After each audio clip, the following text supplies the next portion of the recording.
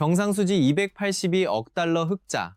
이 소식만 보면 한국 경제가 탄탄대로를 달리고 있는 것처럼 느껴집니다. 수출이 잘 되고 달러가 들어오고 있으니 원화 가치도 오를 거라는 예상이 당연해 보입니다.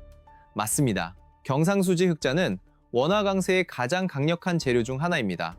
그런데 문제는 이렇게 단순하지 않다는 겁니다.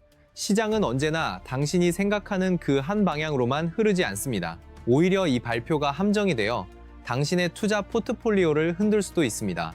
오늘은 이 282억 달러 흑자가 정말 원화 강세를 이끌 재료인지 아니면 우리가 보지 못한 함정이 무엇인지 깊이 파헤쳐 보겠습니다.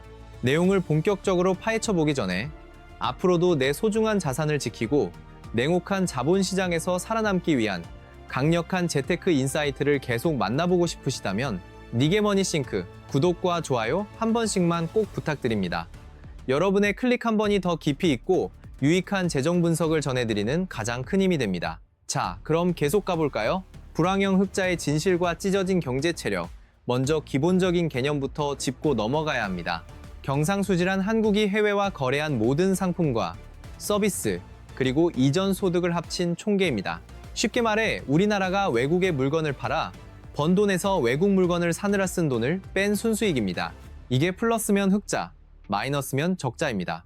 2016년 1분기 누적 282억 달러 흑자는 작년 같은 기간보다 크게 늘어난 수치입니다. 수출이 견조하다는 신호로 익힙니다. 그런데 여기서 중요한 건 이 흑자가 어떻게 만들어졌는지입니다. 단순히 수출액이 폭증해서일까요? 아니면 수입이 줄어든 것 때문일까요? 실제 데이터를 들여다보면 흥미로운 사실이 드러납니다. 2016년 1분기 수출은 전년 동기 대비 약 3% 증가에 그쳤습니다. 반면 수입은 거의 7% 가까이 감소했습니다. 결국 이 282억 달러 흑자는 수출 호황보다는 수입 급감에 더 큰 영향을 받은 것입니다. 수입이 줄어든 이유는 무엇일까요? 가장 큰 요인은 국제 에너지 가격 하락과 내수 소비 위축입니다. 원유와 천연가스 가격이 안정세를 찾으면서 에너지 수입 비용이 줄었고 동시에 한국 소비자들이 지갑을 닫으면서 외국 소비재 수입도 덜어졌습니다. 경상수지 흑자라는 좋은 숫자 뒤에 숨겨진 이 불편한 진실이 바로 첫 번째 함정입니다. 흑자의 질이 좋지 않다는 것이죠. 수출로 돈을 많이 벌어서 흑자가 난 게 아니라 경기가 안 좋아서 수입을 덜했기 때문에 흑자가 났다면 이는 경제 체력이 강해진 증거라고 보기 어렵습니다. 이런 흑자가 원화 강세로 이어질까요? 전통적인 이론으로는 그렇습니다. 경상수지 흑자가 발생하면 외환시장의 달러 공급이 늘어나고 달러 가치가 하락하면서 반대로 원화 가치는 상승합니다. 실제로 한국은행이 발표한 데이터를 보면 경상수지 흑자가 발표된 직후 외환시장에서 원달러 환율이 소폭 하락, 즉 원화 가치가 오르는 모습을 보였습니다. 하지만 중요한 건 이 움직임이 일시적이었다는 점입니다. 시장은 이미 어느 정도 예상하고 있었고 진짜 변수가 따로 있었기 때문입니다. 미 연준의 고금리 파도와 자본 유출의 역설 진짜 변수는 바로 미국 연방준비제도, 연준의 통화 정책입니다. 2026년 6월 현재, 연준은 인플레이션과의 싸움에서 아직 완전히 승리하지 못했습니다. 핵심 물가지수가 예상보다 높게 나오면서 금리 인하에 대한 기대감이 계속해서 뒤로 밀리고 있습니다. 만약 연준이 예상보다 더 오래 고금리를 유지하거나 심지어 추가 인상 가능성까지 시사한다는 시나리오가 현실화된다면 어떤 일이 벌어질까요? 미국 달러의 매력도가 급상승합니다. 전 세계 자본은 더 높은 금리를 찾아 미국으로 몰려듭니다. 이것이 바로 자본 수지 유출입니다. 경상수지 흑자 규모보다 자본 유출 규모가 더 크다면 전체 국제 수지는 오히려 적자가 될 수 있습니다. 그러면 외환시장에서 달러 공급이 줄어들면서 원화 약세 압력이 생깁니다. 최근 데이터를 보면 한국인의 해외 주식 투자와 해외 부동산 투자가 꾸준히 증가하고 있습니다. 개인 투자자와 기관 투자자 모두 해외 자산에 대한 눈을 뜨고 있는 겁니다. 이 흐름이 경상수지 흑자 효과를 상쇄할 가능성을 반드시 고려해야 합니다. 세 번째 함정은 중국과의 무역 구조 변화입니다. 한국의 최대 교역국인 중국과의 관계는 과거와 완전히 달라졌습니다. 중국이 자체 기술력을 키우면서 반도체, 디스플레이, 배터리 등 한국의 주력 수출 품목에서 자금률을 높이고 있습니다.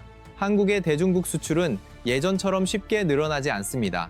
그런데도 경상수지가 흑자를 유지하는 것은 대미국, 대유럽, 대동남아 수출이 받쳐주고 있기 때문입니다. 이는 수출 시장 다각화라는 긍정적인 측면도 있지만 대중국 흑자 축소가 장기적인 추세라면 전체 경상수지 흑자 규모가 점차 줄어들 수 있다는 불안 요소이기도 합니다.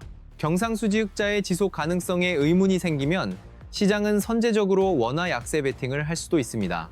이제 이 모든 변수를 종합해서 원화 환율의 방향성을 생각해 보겠습니다.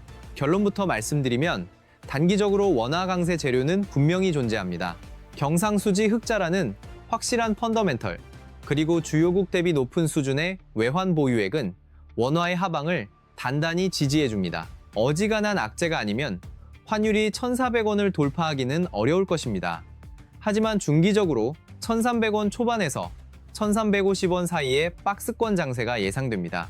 이유는 상승 재료와 하락 재료가 팽팽하게 맞서고 있기 때문입니다. 원화 강세 재료로는 경상수지 흑자, 반도체와 자동차 수출 호조, 비교적 안정적인 국가 신용 등급이 있습니다. 반면 원화 약세 재료로는 미국의 고금리 지속, 자본 수지 유출 확대, 중국 경제의 불확실성, 그리고 지정학적 리스크가 있습니다. 이 두 힘의 균형이 깨지는 순간 환율은 한 방향으로 크게 움직일 것입니다. 특히 주목해야 할 이벤트는 2026년 하반기에 있을 미국 중간선거와 연준의 금리 결정입니다.